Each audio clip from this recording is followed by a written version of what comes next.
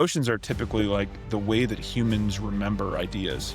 The things that are resonate most in your head are typically some of the strongest emotions you've experienced in your life. If you can attach an idea to an emotion, you just resonate with it better. Kind of wanted to apply some of those principles to Bitcoin and see if I could educate in a different way than exists out there in the ecosystem currently. And I'm pretty happy with the end product. So my secret sauce is way less about creativity and way more about the fact that I just worked my ass off to a crazy degree. I just did insane amounts of research. So like there are historical examples of this, people doing it in like World War. Most recent one was like in India in like 2017, I believe, where a couple people were trying to like get into the country using gold that they kind of like interwoven into coat hangers. There's so much resentment for rich people, but I also don't think rich people are inherently evil. Like rich people are some of the best people in the world. They're creating so much value for people. They're building things that are bettering ourselves. But the people that are rich that I think deserve a lot of the resentment are those that are leeching from the existing system, not creating anything, just like close to the money printer, sleazy politicians. That part was really challenging. Because like you change one chapter and then the entire sequence would be off. You'd have to like add stuff. It was a whole ordeal, like getting those to work well. That was by far the most challenge of it. And I had to like rewrite. Yeah, it's like a giant diagram where you can like see where they go. Like where's Cal here? Where's Nolly here? How do the times work? Like where's this person in this spot? Where's this person in this spot? Like making sure like things are accurate and holding up and the flashbacks all work. Important side note for anybody that's listening, like there is a seed phrase in the book. Do not use the seed phrase in the book. It's public. It's out there. People have already been sending money to it. People have taken money out of it. I've put money onto it. People have taken money back out of it. Like it's a whole thing. I will give a huge qualifier here. What I'm about to say is a massive spoiler. So if you're not going to read the book, do not listen to this next part. It's next like 20 seconds. I've never told anybody this before on a podcast or anything, but there is a huge Easter egg with the seed phrases.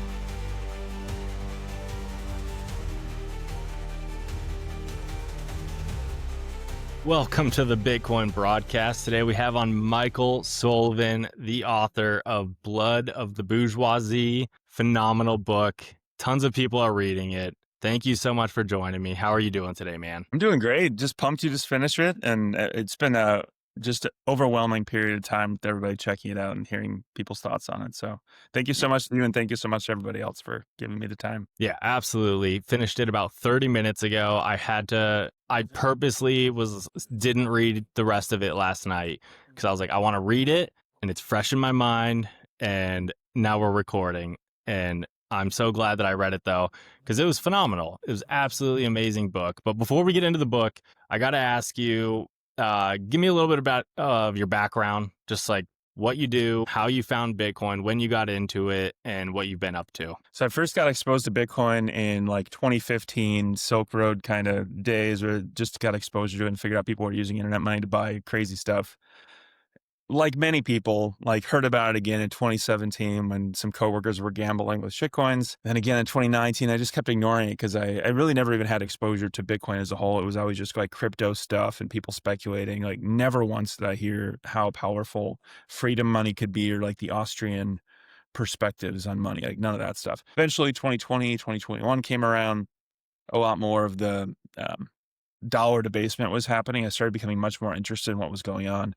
Before I even found Bitcoin in 2020, I was starting to learn a lot more about gold and just like how money worked in general a little bit.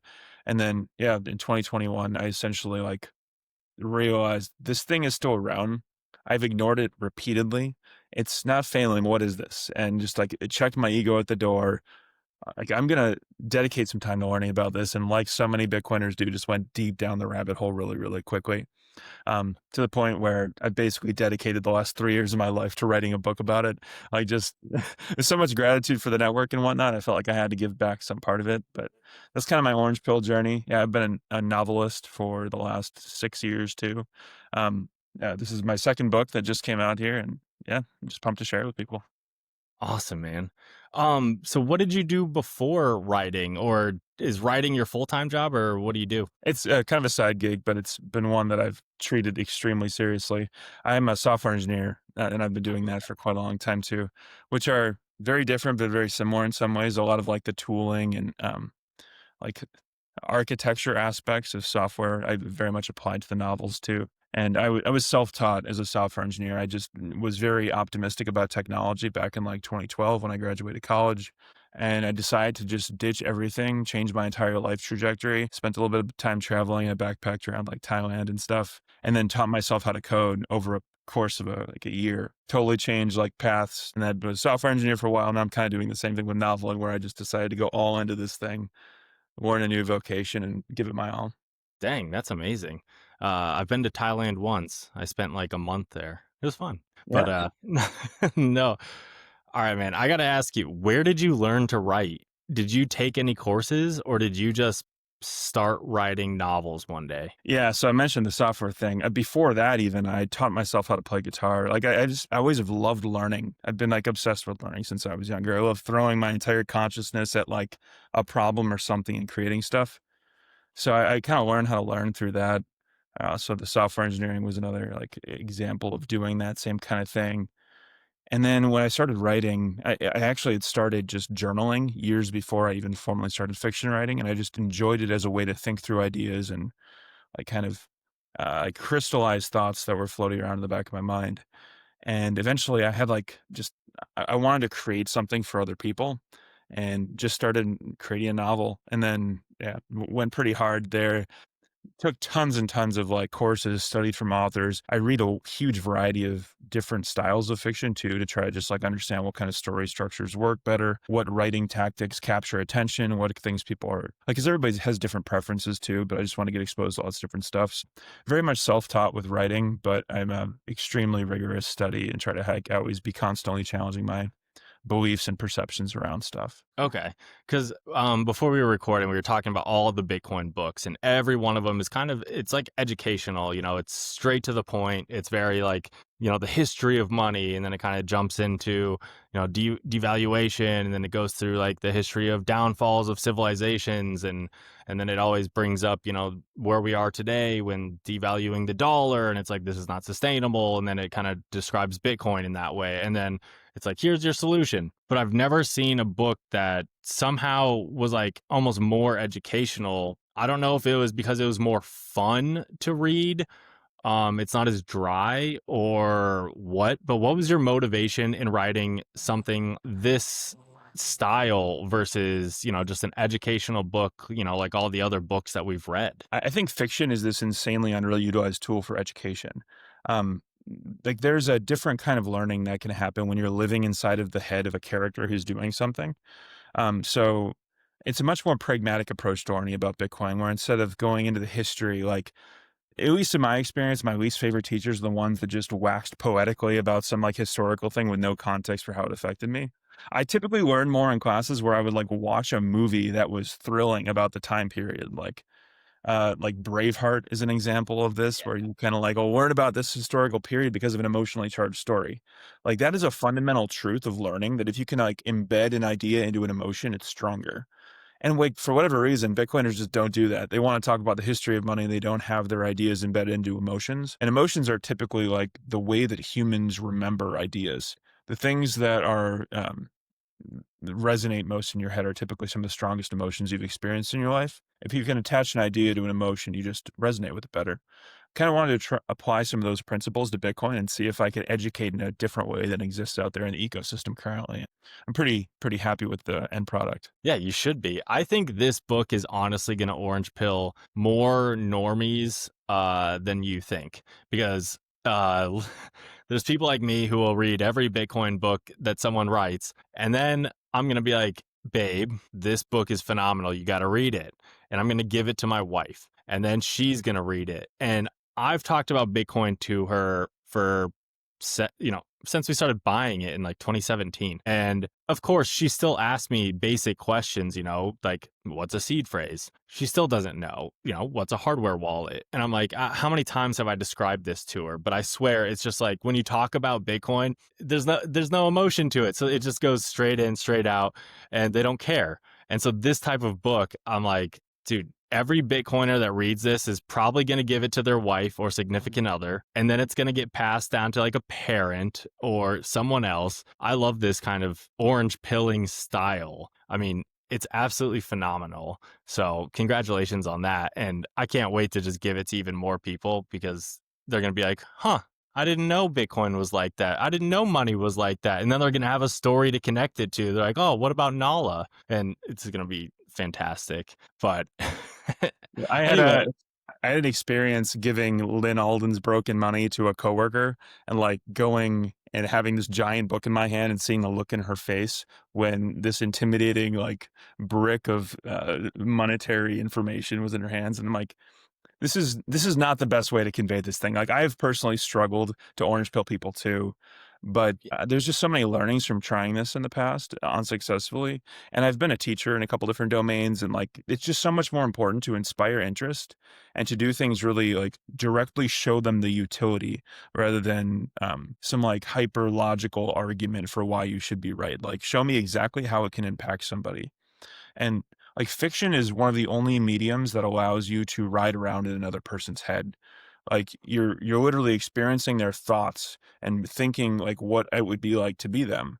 So to be in somebody's head that's escaping from Sedan with seed words in her head, like where literally no other tool could do that. You cannot do that with gold. And it shows that in the book, how her family was trying to do that.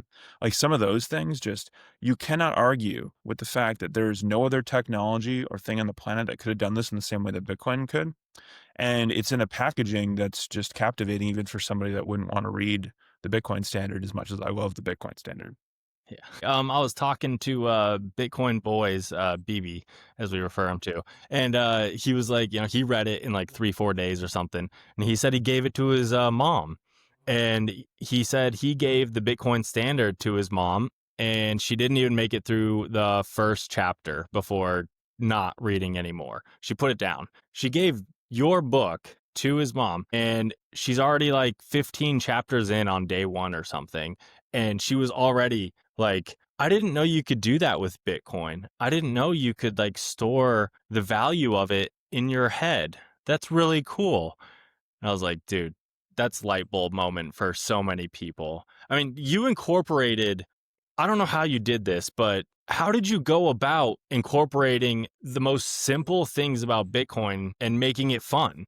I and the word first principles gets thrown around a lot, but like it really was like what stories to me made me the most bullish on Bitcoin as freedom money that like really sold me on Bitcoin, and how can I distill those principles into characters and stories?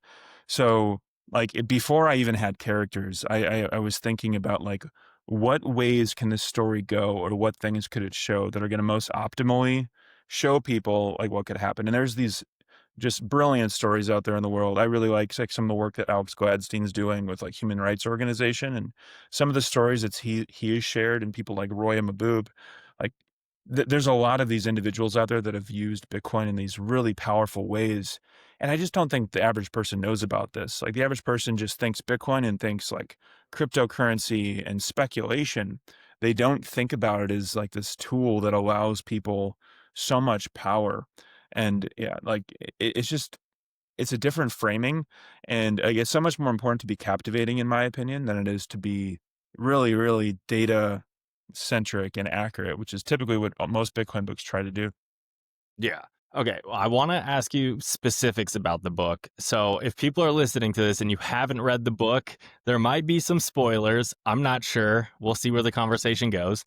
But if you haven't read the book, turn this off and go read the book and then come back and then you can get Michael's thoughts. Because in the book, you have the gold hangers right off the bat, dude. Phenomenal.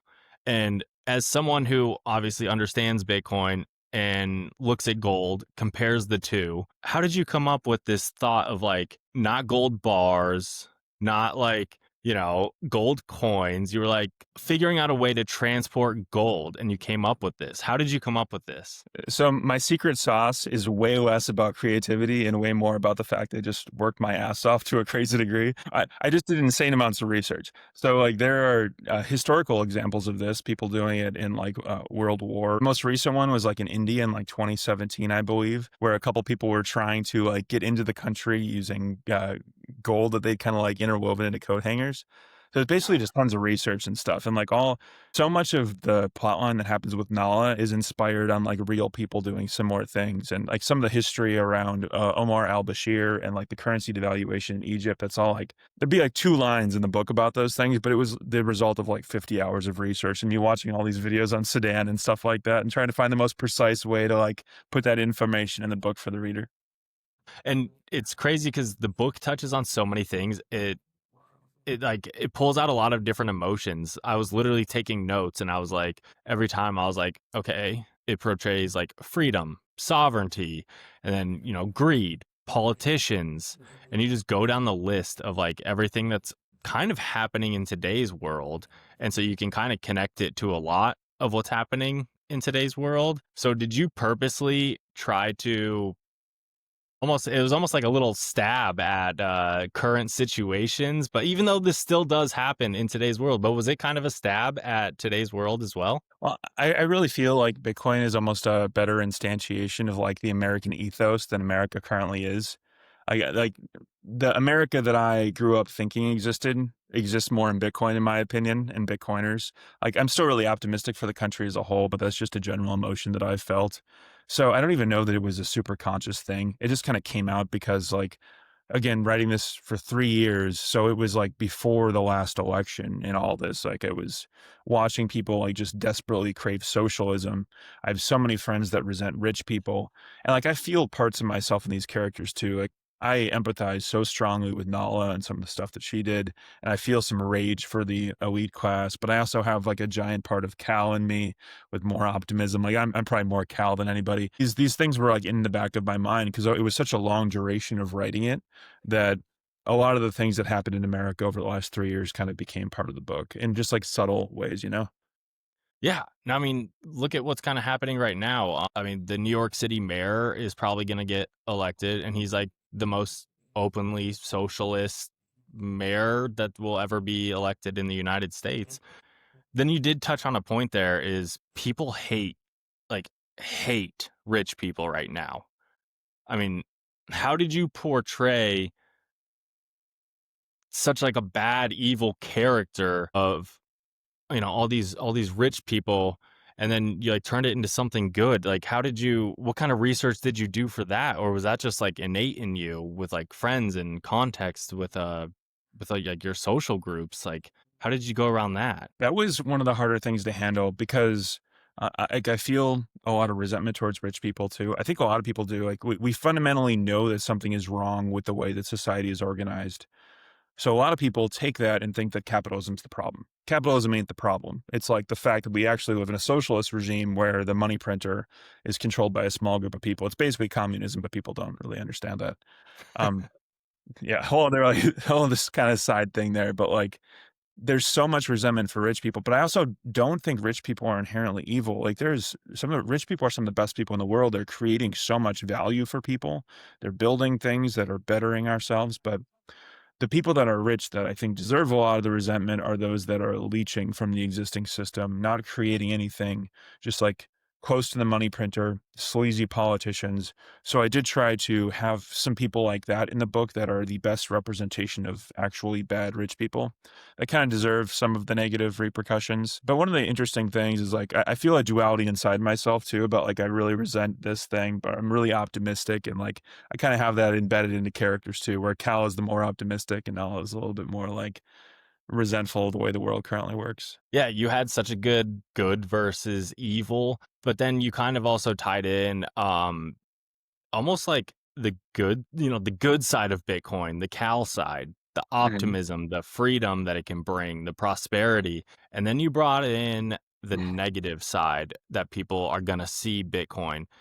And when you're reading it, all I could think is some of the things that you were saying that like Nala would say, I was like, dude, this is exactly going to be like the headlines that you're going to see on like CNN, Fox News, MSNBC, of why people should hate Bitcoin. I mean, did you not that was kind of on purpose though, right? Did I you I don't know for sure like which one specifically that's like what part of the story. well, say like um Nala basically turned and became the villain. Mhm. She went from being, uh trying to save people and then coming to the United States, and then she became power hungry from the power of Bitcoin. So it was almost like, yeah, she's getting the Bitcoin, but then she completely changed, and it changed her into the power hungry version. And it's like, all I can picture is everyone's going to hate the Bitcoiners, because when Bitcoin becomes worth, 1 million, 10 million, and they're going to hate us because we bought it at such a cheaper price, and they're like, I can't get Bitcoin. So they're going to hate us now. Whereas Cal is more of like, no, this is like, this is the prosperous thing about Bitcoin, is there is no more. So once you buy it, like, it benefits everyone, and no Mhm. one can control you, once you own it. So that's kind of what I meant. Yeah, I am so much more on the Cal side with that one, but sometimes I think like one things that stories can do poorly is being too preachy and saying like, this is what I believe, this is what you should believe. That's essentially what nonfiction's doing a lot of the time, and one of the reasons I don't think it teaches people sometimes the best. Like, and I really didn't want to do that. Like, I wanted to have two characters and have you kind of see like this person could have this perspective, this person could have this perspective, and you kind of are left to make up your mind in the middle. Okay. I very much like believe the Cal side, the optimism, but I wanted to make sure Nala gave like a really accurate representation. And I do think there is like an element of, if you've had as many negative things that happen to you and you are as resentful about the world, you could end up seeing Bitcoin as a tool for negativity, even though it's very much not that. But that's the least. Yeah, one of my favorite things was definitely, I mean, the politicians, because if you pay attention to politics at all right now, like, you're upset. It doesn't matter if you're left wing or right wing, like, politics just pisses you off. And the amount of corruption in our politicians is absolutely absurd. And you going after the politicians, being like, dude, they're benefiting off of like these people suffering, and then having her go to court and be like, I have proof like this, or she didn't have proof at the time, and she's like, you're benefiting. And they're like, get out, get out. Like, that's, what are you saying? And I was like, dude, that was so spot on. Like, all the freaking, it's like they just have to go through this. I don't even know. What am I trying to say? It was like the language that you used. Shoot, I wish I said it. Oh man, that I don't. I'm not gonna be able to like rehearse it off the top of my head, but that scene goes hard. That's like one of my favorite in the entire book, and one that I put a ton of effort into is what Nala ends up saying too. And I think that's chapter 15, I believe. I'm not positive of maybe later than that. It's right around there, but yeah, it's just like that moment when she unleashes that pent up rage and like the history of herself and her uncle, like teaching her about these things, and finally gets a chance to speak her mind to the people that deserve to hear it. And yeah, it's wonderful. I don't want to get too much into like exactly what it is. You have to read it for Yeah. yourself. Yeah, it's a good scene.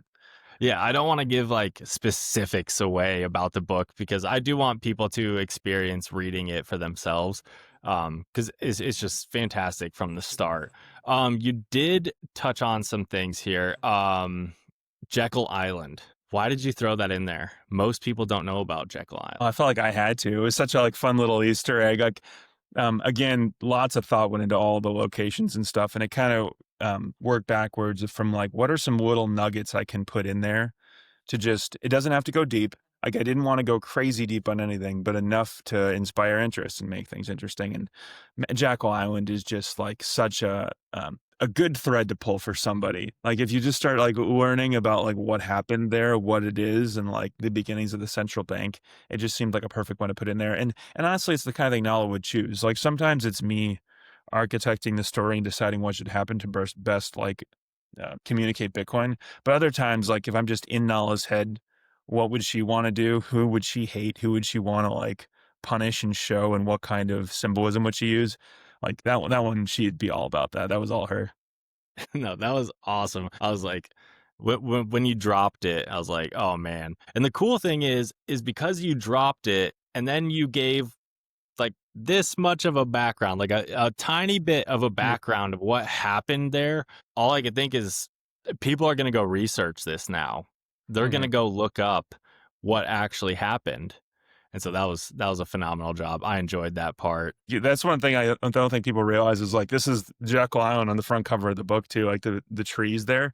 But it's not super well known that like that area of Jekyll Island Beach is a tourist destination with all the driftwood trees and stuff. So like there's a couple little subtle things like that in the book that I don't think are obvious until you've kind of read the whole thing. No, I had no idea that that's what the cover was. Yeah. Dude, that's awesome. That's so cool. But then okay, so you talked about different generations in the book too, how they're stealing from different generations. How do you, outside of the book, how do you think Bitcoin is going to help us with some different generations? Because as far as I'm concerned, younger generations right now are kind of screwed. Yeah, I feel so much sadness for like the lack of hope for that generation. Yeah, I think it's like fundamentally one of the largest problems facing our world today, where like if you look at the trends of like depression among younger people, joblessness among younger people, it's trending so rapidly the wrong way. And I think Bitcoin has a opportunity to fundamentally shift some of those incentives. Like just thinking about where money that goes into the real estate economy goes, it's making houses run away from the very people that need to live in them. Like boomers are holding multiple homes just as an investment strategy. Like by having a better technology to save in, I think we can reduce the dependency on having multiple home ownerships. And it, at the very least, that helps to make some of like this fundamental like family structure a little bit better for younger generations. But even more than that, I think that just having a savings technology that you can't be debased is so critical right now because just the math behind Social Security, you don't need to be brilliant to understand it. This thing cannot work. It, like mathematically will not work, and are not going to be getting your Social Security. And if you do, it'll be in dramatically debased money. Like the math just is not math. No matter how many different ways you look at it, it's a lie. Like that stuff is not happening. Those are promises that were made to you that ain't going to happen. Like it doesn't even matter if you're a millennial. You're not getting that stuff. Boomers are probably not even going to get it to the full degree that they think. It's like a socialistic system that like cannot function for long. Basically, just having an escape valve from that, I think, is a brilliant thing that should hopefully make younger generations more optimistic, even though it's kind of a sad thing overall. Yeah. Well, I mean, and that kind of leads me into inflation. In the book, you said, or you had a character say, um, inflation is the underlying disease and price gouging is the symptom. Dive down into that because I've definitely, everyone knows that, inflation is, it's the money printer, and price gouging has always happened. Like there's always going to be greedy people. There's always going to be greedy businesses. That's not new, but yet, I mean, inflation is the underlying disease. Can It's, you dive into that? I think this is one of the reasons why people hate capitalism because they see prices going up and they're like, okay, well, this business raised their price. It's clearly their fault. And that's just like layer one thinking. That is, I can see how they came to that conclusion. But if you take it a step farther and understand, like, okay, why are they raising their prices? Well, it's because their competitor is also like, or they cannot do what they were going to do with the same amount of money. So they had to raise their prices. Competitors raising their prices, costs for things are going up. If there was truly no inflation and a very deceitful business decided that they wanted to screw over their customers and double their prices overnight, it doesn't take a genius to understand what's going to happen. You are not going to buy that stuff. You're going to buy the competitor's stuff and they're going to win. And the business that arbitrarily doubled their prices is not going to sell anything. Like economic interactions are consensual. Like if you don't like it enough, you will not partake in it as long as there's a competition and a free market out there, which is like free markets, like prices will be driven down because of competition. Like there's a cloudiness to that price gouging thing where people just see that happen and think it's the root cause of these greedy businesses, but completely miss the underlying symptom, or the underlying disease of inflation. Yeah, absolutely. No, it's extremely frustrating. And I wouldn't even say that we live in, a completely free market system as it is. It's like, most things in the grocery store are all owned by like a couple companies. And then Mhm. it's, most products made are, I mean, they're all kind of manufactured and by like the same companies. And then most public companies are all owned by like BlackRock, State Street, Vanguard. It's like, what kind of capitalist market do we really have? Like, we don't have one. Well, So, the reason that happens too is like, um, because there's so much bureaucracy in our system, the requirement for lawyers and just jobs that sit behind a computer and don't actually produce anything, but just like HR departments and stuff, because those things are so heavily required by the government because there's so much regulation, it actually incentivizes more centralization. So these big conglomerate companies can buy out the cheaper ones because they have advantages of scale that the smaller ones don't have. But it's actually the bureaucracy that exists inside of our system, which is not capitalistic, which is not freedom centric at all, which is against the American ethos, that a lot of these things happen in the first place. Like so many downstream effects of these bullshit systems that exist out there don't provide any value and just are government cruft. yeah. So then in the book, you also kind of touched on a little bit with founding fathers and how America is portrayed. Um, do you think that the path we're going down, do you think our founding fathers would be like, what the hell is going on? Oh yeah, absolutely. Yeah, yeah, they would be fundamentally upset with some of the things that are going on currently, and I'm convinced they'd be Bitcoiners too. Like a lot of people think that they would be against technological change and whatnot, but a lot of these guys were like massive capitalists, inventors. They created and built new things. Like just because the technologies were different back then, like they were still technological optimists back in the day. Like yeah, they didn't have AI, but there was things coming out there that they were creating more and building more of, and like I'm convinced these dudes would be Bitcoiners if they lived in today's society. They were so against central banking anyway. Like it doesn't seem like a giant reach for them to have that kind of shared belief system with us. Yeah, that'd be so funny yeah, to see like some of our founding fathers just be Bitcoiners. I think they would be too, dude. It's like it's too obvious. It's like too much free money. There's so many things that they say that are like, be careful of central bankers. Like, don't give them this power. And then what do? We give them all the power. And Right. it's like, this is ridiculous. So throughout the book, I have Nala quote the founding fathers. Yeah. You kind of learn, I think, from the very first chapter with her that she went to a U.S. embassy, or she was at a U.S. embassy and was at a school where she learned so much about the history and stuff of America and was just like deeply impacted by them. So she quotes them frequently in the book. I have all these quotes that I did not use in the book, and there's some of my favorites out there, but I just couldn't fit because they're like paragraphs long of the founding fathers just going off and being like, money printing is unethical and like it's the antithesis to what we're trying to do here. Like there's some great stuff out there. There's so many clear resources of how much they resented central banking. The amount of history, like the little nuggets of history that you would throw in there, and then you would throw in, like you said, like a little line from a founding father. I gotta, what did your day to day look like when you were writing this? I mean, you have a job. It took you 3 years to write. What did your average day look like writing this? Was it daily? Was it in the evening? Did you wake up and for the first 2 hours of the day you wrote? Like, what did your day look like? Varied a little bit. I literally wrote every single night, every day for 3 years for like a couple hours a night, probably. I would very often write a little bit in the morning too, if it worked out for my daily schedule. And then the weekends, it would depend a little bit if we're traveling or doing something I couldn't get quite as much time in. But I would have days where I'd write for like 7 or 8 hours on the weekend, every day, like each day, like it was a full day of work on the weekend, basically.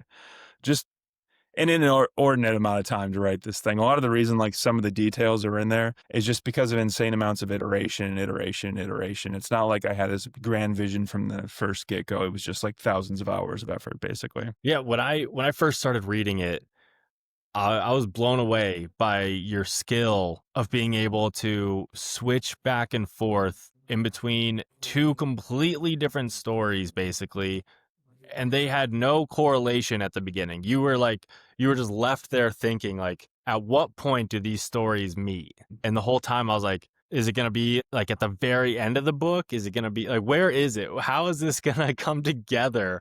And the way that you structured that by just like, 1 year, or 6 years before. Mm. Right. Did it start with 9 years?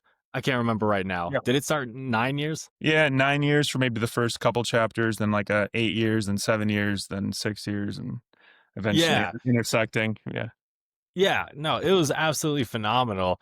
And like how you could just switch those back and forth while keeping it so interesting, because it was almost frustrating because I would get so embedded in like one little story of like Nala's side, and I was like, oh, you like flip the page, and then it was like back to Cal, and I was like, bro, I was I was ready for the next part of Nala's story. And then you read like 2 or 3 pages of the next one of Cal, and then I would get to the end of that, and then it would like switch right back, and I was like, oh my God. I think that's why I was so captivated and couldn't put it down, because you just want to know how both sides end. But how did Yeah. was it like a movie script in your head? Um, kind of like I have a roll of paper over in the corner there that was literally up in my wall because the hardest part about the entire book was the plot line intersection.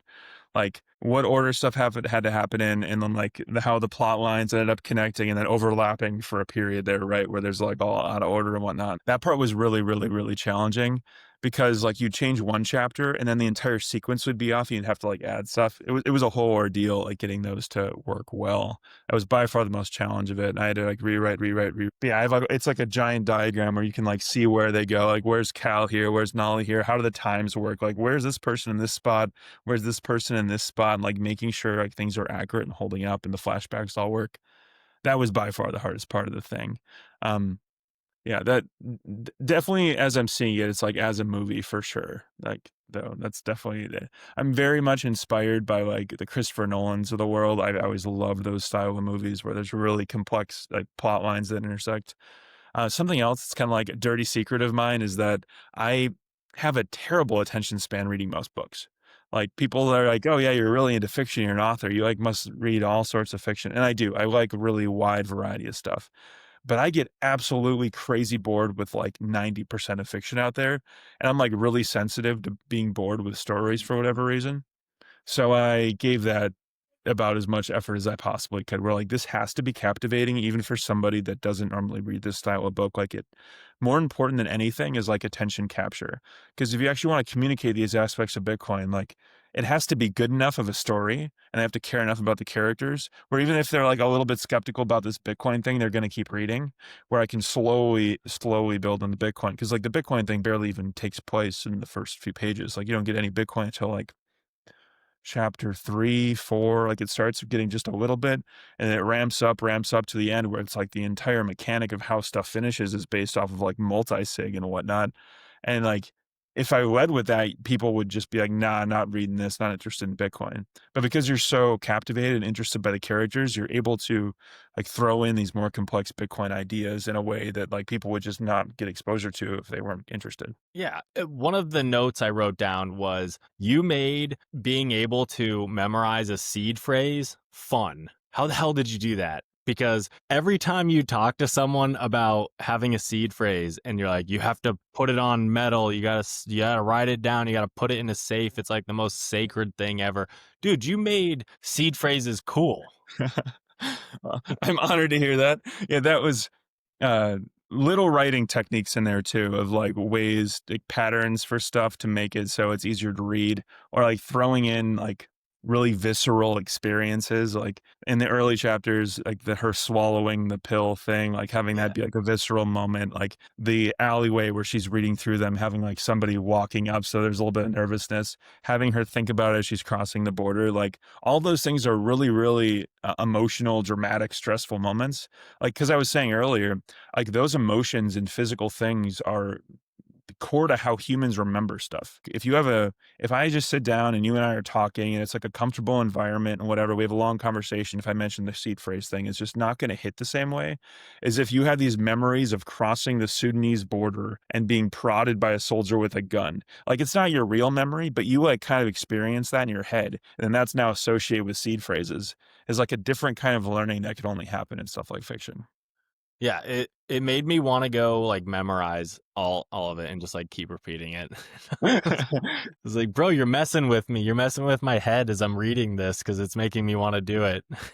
Yeah, Just like, like important side note for anybody that's listening, like there is a seed phrase in the book. Do not use the seed phrase in the book. It's public. It's out there. People have already been sending money to it. People have taken money out of it. I've put money onto it. People have taken money back out of it. Like it's a whole thing. really, And I'm sure it will continue to. But yeah, just note, don't like mess around with that too seriously or and do anything silly with it. what kind of device is that seed phrase for? Or is Just it just anything. It's just a wallet? It's just 12 words. Anybody can access it with any kind of Bitcoin app at all. That's hilarious. I didn't even think to look. I should have looked to see if there was money on there. I put money on it like well over a year ago before the book release because I was like, all right, I'll just put this on there as a little Easter egg for the first person. It got swept within like the first couple days of me putting it out there. Another friend of mine put more on there. That one got swept. I put more on there, and like you can go check out the transactions if you want to. That's so funny. I didn't even think to do that. Dang, now I'm like, I don't know. Uh, there- You should like accept donations through that. I mean, I technically could, but if you send it to that address, there's probably somebody else with an automated sweep on there. Um, I will give a huge qualifier here with what I'm about to say is a massive spoiler. So if you're not going to read the book, do not listen to this next part. This next like 20 seconds. I've never told anybody this before on a podcast or anything, but there is a huge Easter egg with the seed phrases, like the ones that Nala has memorized. If you actually go through the order of them, they actually go and tell you the entire story that happens in the book. Um, Yeah, I did notice that Figure there that was a out? correlation there. Yes. Yeah, yeah. Like it basically like is the scenes that happen, so like Easter eggs. So if you were savvy to it right away, you kind of know like a little bit of roughly what's going to happen later in the story. No, it took me until pretty much the end. Mm. The last time that she says them out loud or repeats it in her thoughts or whatever. That yeah, I realized I was like, that's just that's the story. Yep. And you put it all in there. And I was like, that was clever. I liked it. It took a while to figure out the right words to make it work and still be a valid Bitcoin wallet. Yeah, no, the words were too specific to be random. You know Yeah. what I mean? Yep. Like if they were going to be truly random words, you would have had like a pineapple or like table or like something completely odd, but all of them were kind of specific, and I was like, there's something else to it. I was like, this isn't just a random list of words that he randomly chose. So that was good on you. That was Nice. good on You you. were on to me too. Good. Yeah, yeah. No, it was so fun. Like even how you had little nuggets, you feel like a little kid, or like the Leonardo DiCaprio meme, like look, like there it is. You have like that little nugget that you would have in the very beginning of the book, and then you like touched on it in the very end. And I was like, I'm not gonna say any of them because it's fun to experience that for yourself. But it was like you had quite a few of those that you were like, I remember that. And then you feel like special for remembering it almost. It's like, I love that element about stories. It's like one of my favorite things about stories is having some of those like flashbacks or foreshadowing or like call outs to this thing you read before. The thing is though, like that does not come easy. That's like really a lot of revision and like architecture stuff. But like I can't get enough of that stuff when I read. So I wanted to get a lot of them in there to make it as fun as possible for people. oh, it made it so much fun, and it makes it exciting. It makes you like feel good when you see them, and it makes you want to keep reading and pay attention. Um, there were some parts, I told you I was reading the book from 10 o'clock till like 12:30, so I'd be like kind of dozing off or something, and I'd be like, no. So I would like reread the last page or so because I wanted to remember everything that I could, just in case it like popped up again. So it kept it fun. It was great. I'm just like honored that you gave me so much attention too. Like that's like such a big compliment, like presence and attention. So thank you so much. Absolutely. But okay, you did say something else that I wanted to ask you. People would rather choose the pain they know over the pain they don't. And this kind of goes in, do you remember that quote in Yep. the book? Okay. And that kind of goes in with what we were talking about earlier, blaming people. They see the issue, and even if you tell them the issue and basically shove a picture in their face of the issue, they don't care. And it almost goes in line with orange pilling, like we were talking about, showing them this book compared to a technical book that just describes how Bitcoin works. You can show them it and they still, they don't care. How do you go about, well, I know how you go about orange pilling people because you did it. I mean, but dive deeper into that quote for me, because I don't know why that one stuck out to me, but I had to write it down. Yeah, that is I feel like a truism or just like a fundamental truth of life. I think we need to resist that urge. Like people really, goes way beyond Bitcoin too, just like a broad human thing of like, people don't want to change that much. Like we really have this like homeostasis. We want to stay in our lane and do normal things. Like I come from a very blue collar family, and it always like was instilled like values of work and effort and these kind of things.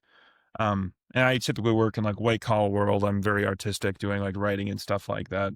But like the white collar people, I feel like don't typically have that hard, rigorous work ethic in thinking about like their own thoughts. Like I need to rigorously re-examine what I'm doing. I need to make myself feel really out of my depth, challenge myself constantly. Like that quote of like people would rather or prefer the pain they know to the pain they don't know. Like I think you need to force and play into that. Like go outside of your comfort zone, do things that will make you stretch your belief systems and whatnot. Like yeah, even when I was writing this thing, I constantly would give the book to people that were not interested in Bitcoin. I would try to read things that were outside of my normal realm of reading to challenge, like, okay, I like to read thrillers a lot. Like, how does a romance book work? Like, what's that like? Just to like challenge what I have and don't just keep getting into the same rut, reading the same things, just giving my book to Bitcoiners that are going to love it. Like I need to challenge myself and go outside of my comfort zone. And I think that's a core principle of learning, where if you want to get better at something, you need to challenge yourself, not just like this hard work ethic, physical drive forward, but challenge yourself to completely new ideas that are outside of what's normally in your little circle. Not sure if that Okay. answers your question or not, but Yeah, yeah. random. No. No, dude, you had so many good like banger quotes in there, and I couldn't write them all down, and then I would like forget, and then I would reread. Yeah, you had so many good one-liners in there. I loved it. What do you think the biggest impact so far you've had from writing this book? Was it personal? Do you think you're making more of an impact on the Bitcoin community as a whole, or what kind of impact are you seeing? One thing that I was like a pretty anonymous Bitcoiner for a while in the early days. Like I only created a Twitter account once I realized I was going to be publishing a book and wanted to put something out there. But I learned like writing about it, putting stuff out there into the world is a really gratifying thing. And it's a little self-serving too, where even if it will be putting information out there for other people, like having to explain Bitcoin to somebody is really valuable. And like that's true with Twitter, just like putting or X, like just putting stuff out there just makes me think about things, makes me reevaluate ideas and whatnot. But doing it with a full novel over the course of years, I learned so much about Bitcoin during that process because I had to like get into the nitty gritty of like how transactions, like how many transactions could you fit into like this short of a time period with some of the stuff that happens at the end. Yeah, Like how does multi-sig work? I had to get really into the weeds of it there to make sure it all worked and was rigorous and research because like I'm about to have all these crazy Bitcoiners reading this novel. I want to make sure I am precise and like don't miss anything. So I went deep into Bitcoin there. So just the act of writing it was really valuable for me. And I felt like I owed so much gratitude towards Bitcoin that I wanted to just create something kind of. And I felt like I got that out of my system. So that was a big part of it. But the best part, without question, I was been talking to people about it. I think the biggest compliment I've gotten has been ones like from you, where it's like, I want to give this to people that I love. Like, I wrote this for myself too. Like, I wrote the best story I possibly could. It's what I wanted to exist. It's what I wanted to read.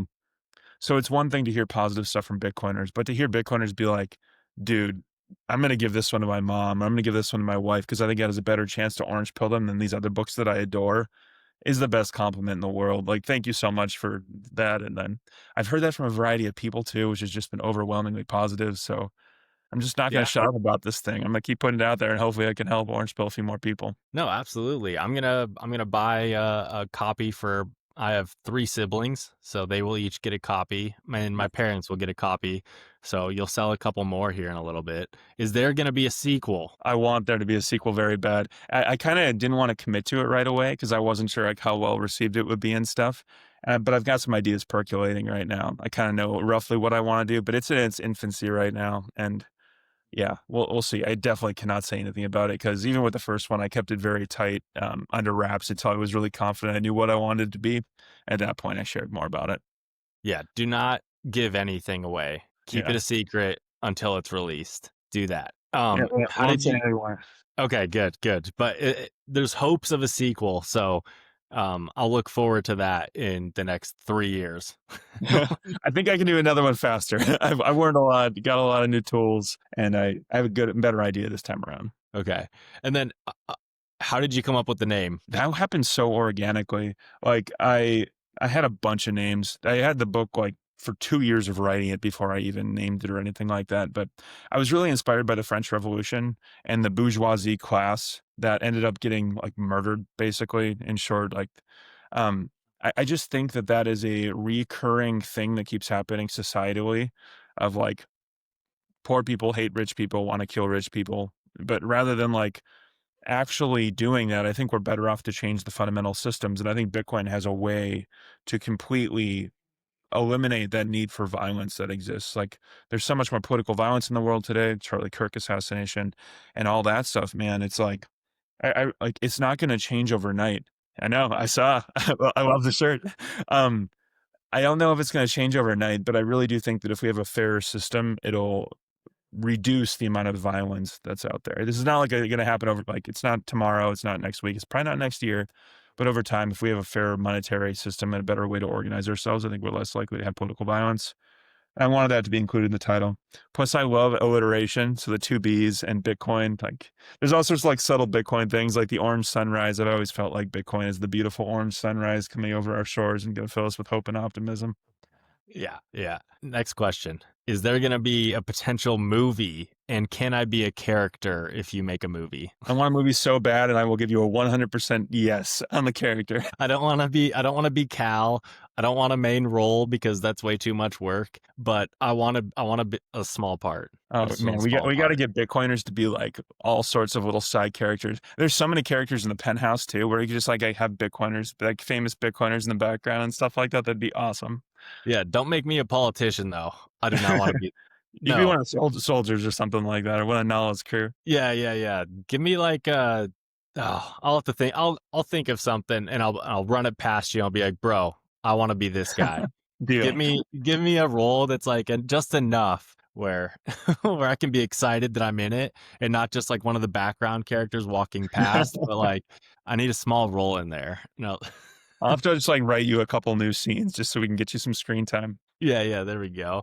Because I definitely don't like fit any of the Sudanese people. I'm way too white for that. Yeah, you probably I'm ain't gonna work for those. all right. Since we are talking, and this is gonna get off the book for a little bit, but bro, what are you thinking about the Bitcoin price? We just dumped down to 99K today. So I gotta ask you, what are your thoughts on it? What's going on? Bitcoin's still pumping out block after block every 10 minutes doing its thing. So I'm like, I'm really not that impacted by it. I we talked a little bit about this before recording, but I just feel like Bitcoin has this brilliant way of causing maximum pain all the time. Like when people all think we're going to pump in Q4, we dump in Q4. Or when people all think like it's going to die, it's not dead. Joke's on you. We're suddenly teleporting to a higher level. Like it really, I think it's beautiful because it means that only the people that really believe it for deeper things end up being the ones that hold it for the longer term. Like unless somebody really has a more systematized way they're investing and holds a small amount, like it's really going to test you. It's going to make sure that you actually believe in this thing, which I think is a cool thing, even though it can be really painful sometimes. Yeah. And that, I mean, you just said it though. Even in the book, Bitcoin will always run because what was that part in the book where it was like, oh man, now I'm drawing a blank. It was like, it doesn't matter. There's always going to be nodes running, and there's, you can't steal it from one person. They're like, oh no, Oh, I know it. This you whole were, book is just like ingrained in my mind. I had to edit it so many times. There's a moment where Cal's thinking about Nala's plan and knows that like, and is thinking about how it's so elegant because like no one's gonna be able to block these things because they're literally in nodes in outer space. Like even if the entire system goes down, yeah, there's yeah, still gonna be nodes out there orbiting the world. It's just like such a crazy thing where he thinks it's more resilient than the Statue of Liberty or these other things, which I also believe. Like, it sounds crazy to say because it's like this digital network, but the power of human incentives are so strong. Like, I actually think it stands to outlive some of these like large structures that we've built. okay, yeah. And then it was also like the military guy, his colonel, who Mhm. was like asking him about it. That's what it was. And he's like, how can we hack into this? And it's like, no, you can't. And he's Mhm. like, well, how do we go to? It's like you can't. Like there's nothing. No, Yeah. and that's well said, man. Well, dude, I appreciated it. I enjoyed this book so much. It's probably probably my favorite Bitcoin book because it's so different. And I enjoyed like the entire thing. I couldn't wait to read more. And it's not like selling you on Bitcoin. I mean, like you said, it doesn't preach Bitcoin. It doesn't preach the good side or the bad side. It's like there for you to determine if you like it or not. And I just appreciate it because it was phenomenal, and I appreciate you jumping on to record on a on an evening like this, and I can't wait for another for another book. A little sequel to this one would be fantastic. But anything else you want to say about the book? Well, and just thank you so much. This was so much fun to talk to you, like when it's so fresh in your mind too. I'm just like insanely grateful for starters. That's so cool. Yeah. And nothing really else. Like I'm just, it's been so much fun of a period here. Like the writing process was 3 years of a lot of loneliness, a lot of like long nights, weekends, just alone by myself working on this thing. And like I had a lot of faith that like if I created something good enough and put so much proof of work in that Bitcoiners would enjoy it and it would resonate with them. So to see that vision actually playing out has been overwhelmingly positive. So just insanely grateful over here. Yeah, I hope you sell so many copies because you deserve to. Phenomenal book. Where can people find the book? You can follow me as Sully Michaelvin on X, and there's a link to the book on there. That's one of the better ways. You can just find it on Amazon too. Just search Blood of the Bourgeoisie or my name on there. That's probably the best way to get it right now. Okay, I'll link it down in the description as well for everyone. But once again, Michael, thank you so much for joining me. And if you, when you get to that movie, let me know. You let me know. I will. Awesome, man. Well, thank you guys for listening. If you can, please like this video. Please subscribe to the channel if you have not. Follow Michael. Read his book, Blood of the Bourgeoisie. Phenomenal book. You're definitely going to want to read it. Thank you guys for listening to the Bitcoin broadcast. Peace.